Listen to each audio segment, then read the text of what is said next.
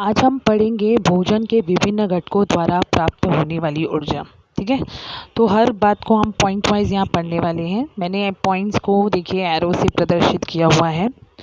जब भी हमारे शरीर में आवश्यकता से अधिक कार्बोज तैयार होता है या एक्सेसिव क्वांटिटी ऑफ कार्बोज जब तैयार होता है तो वो उसका क्या होता है शरीर में, तो वह शरीर में यकृत और स्नायुओं में संग्रहित करके रखा जाता है। जो कार्बोज एक्सेसिव क्वांटिटी का होता है वो हमारे शरीर में यकृत व स्नायुओं में संग्रहित करके रखा जाता है। और किस रूप में रखा जाता है? ग्लाइकोजन के रूप में। ये अक्सर रिक्त स्थानों में पूछा जाता है कि जो कार्बोज है वो यकृत और स्नायुओं में किस रूप में संग्रहित होता है, या फिर कार्बोज जो है वो कहाँ पर ग्लाइकोजन के रूप में संग्रहित होता है। दोनों तरीके से रिक्त स्थान पूछे जाते हैं, तो आपको ध्यान में रखना है कि कार्बोज जो है यकृत व स्नायुओं में ग्लाइकोजन के रूप में संग्रहित होता है। अब हम जो नेक्स्ट बात यहाँ पे जानेंगे वो ये है कि जो अमीनो अम्ल का अणु होता है, ये एक अणु नहीं है, ये कई अणु हैं। अमीनो अम्ल का एक अणु ये हुआ, अमीनो अम्ल का अणु ये हुआ, इस तरह से और कई अणु मिलकर एक महाअणु तैयार करते हैं जिसे हम कहते हैं प्रथिन। ठीक है, अब इसके बाद जो प्राणीजन्य पदार्थों से प्राप्त होता है प्रथिन, मतलब जो भी प्राणी से हमें पदार्थ भिन्न भिन्न पदार्थ प्राप्त होते हैं और उनके द्वारा जो प्रथिन तैयार होता है, ऐसे प्रथिनों को हम फर्स्ट क्लास प्रथिन की श्रेणी में रखते हैं। और एक और रिक्त स्थान जो अक्सर पूछा जाता है वो ये कि प्रति ग्राम प्रथिन से कितनी ऊर्जा प्राप्त होती है। तो ये भी आपको ध्यान रखना है कि पर ग्राम जो प्रथिन होता है उससे हमें 4 किलो कैलोरी ऊर्जा, इतनी ऊर्जा प्राप्त होती है।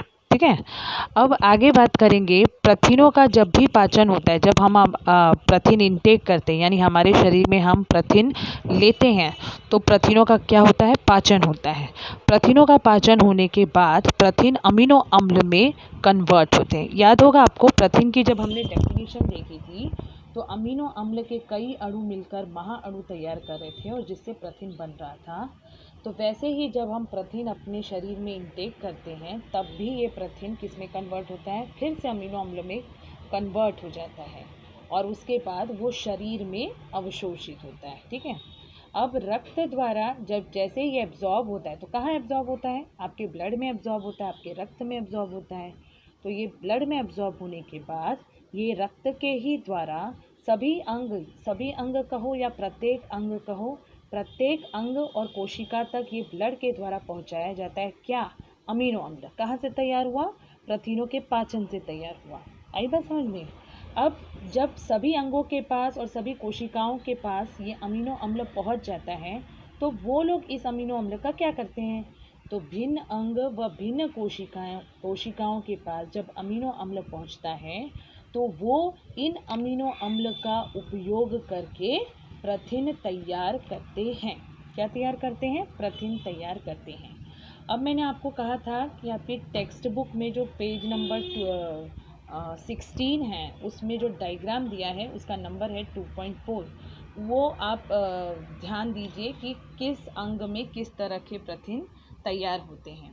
जैसे कि ब्लड के अंदर कौन से प्रथिन होते हैं? हीमोग्लोबिन प्रतिपिंड होता है।